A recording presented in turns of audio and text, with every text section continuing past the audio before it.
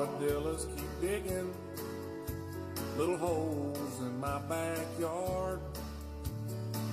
And every time I'm barefoot, it makes it really hard. Well, welcome back, everyone, to Sonora Spring Zoo. Hope you guys are all having one of the most wonderful of wonderful days. My name's Leaf, and it's so great to have you guys back over here as we work on our next animal of the Grasslands animal pack, the armadillo, specifically the 9-banded armadillo. I'm super happy that we got this one. I don't know. I don't know why some people were expecting, like, the giant armadillo, which, like, isn't held in zoos.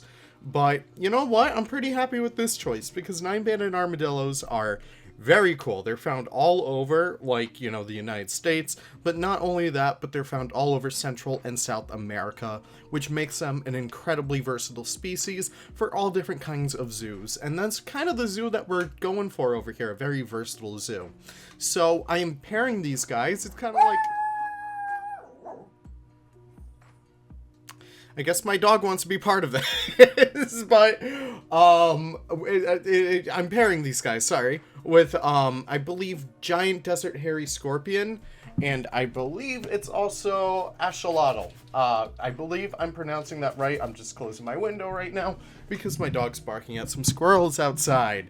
But yeah, so that's essentially what we're going for today. And one of the things I'm super happy about with this exhibit is just our way that we can create these dynamic viewing areas. I really haven't had too many good armadillo exhibit references, but I was able to find a lot of inspiration from European zoos, surprisingly enough. They usually have a lot more attractive exhibits for American animals, especially smaller, more niche ones like armadillos.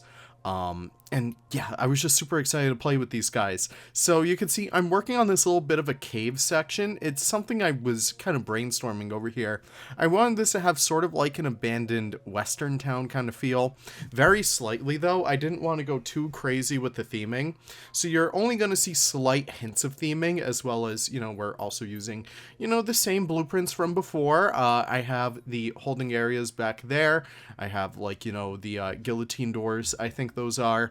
I think that's what they're called in the industry, at least.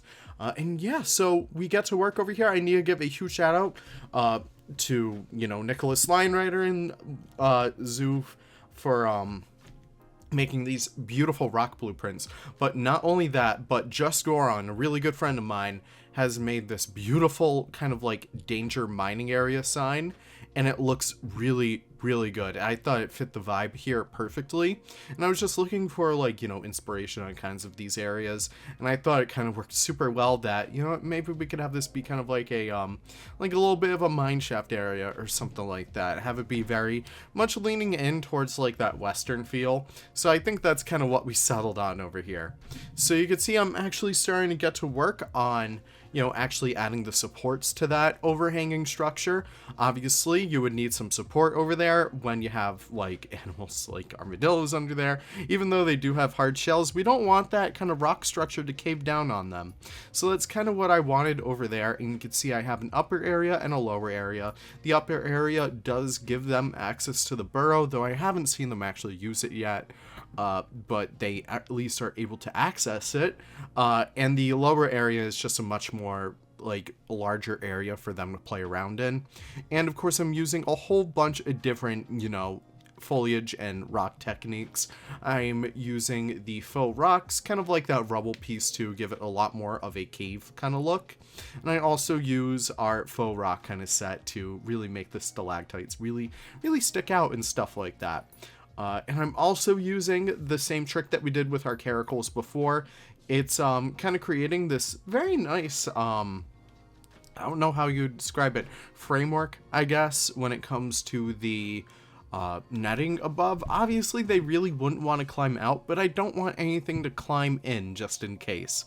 You would probably get predators out here, such as, like, you know, probably eagles and stuff, so I gotta make sure that our armadillos are, just, being safe and cared for. So I have this area kind of covered up with a little bit of mesh, and that's something I was super excited to do because it gives this nice effect once you're actually down there. And I really do like the color. You guys can change the color of the mesh, and I feel like not enough people know that. If you change it a little bit more to a white, it looks so much cleaner, it looks so much brighter, and it just looks so nice. I don't know, I really like it. So of course I'm trying to hide all the other pieces of rock work with some other foliage pieces, just making sure it feels nice. And then we actually work on the axolotl. Many people actually say axolotl, but axolotl is kind of like the native Nautical language, I think it is, way of pronouncing it. And I'm going to try and push myself to do that because I watched Mr. Y. Andrews' video and I was like, oh my gosh, he actually says it right. You know what? Maybe I should too. So that's what I'm going to do. I really didn't have a good idea in mind for their habitat. I know I wanted it to be a little bit like a cave because these animals do live in caves. That's primarily the only place where they're found. And yeah, I just really want to do something like that.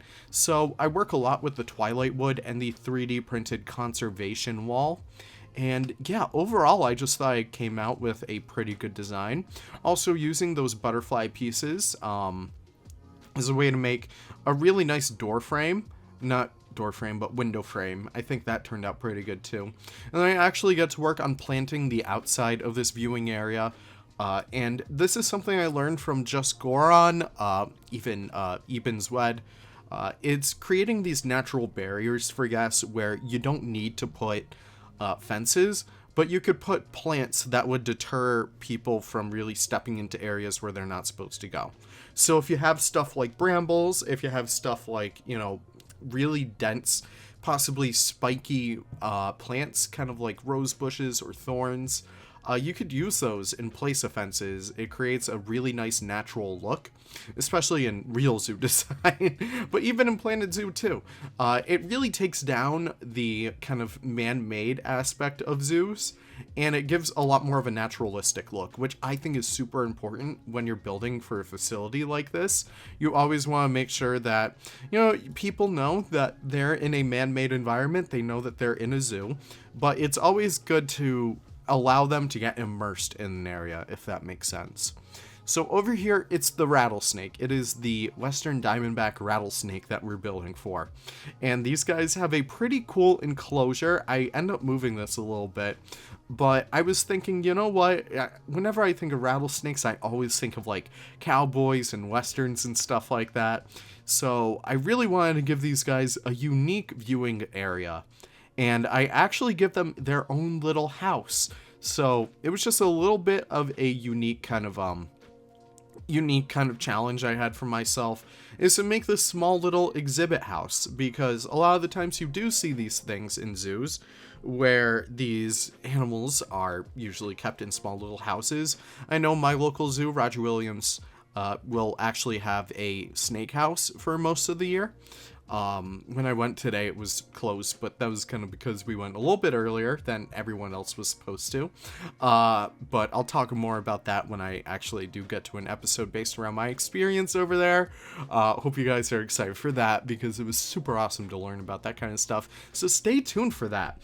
But yeah, essentially we have one of these for snakes, and that's kind of what I wanted to do as well. So I kind of work with, the exhibit box. I kind of work with all this stuff, and then I make this little house over here, and it's kind of like a shed, if that makes sense. So I kind of make these into panels, and I essentially cover it up with a whole bunch of Arctic wood, because as we all know, Arctic pack is really good for Western areas. I say that kind of half joking, but really I think I've used it more for Western areas than I ever have for like actual Arctic areas, so I just think that's always super fun to say. So that's kind of what we're working with over here. I'm working on that initial framing, and I gotta make sure that, the roof doesn't collapse upon itself, so I always kind of work with that a little bit more.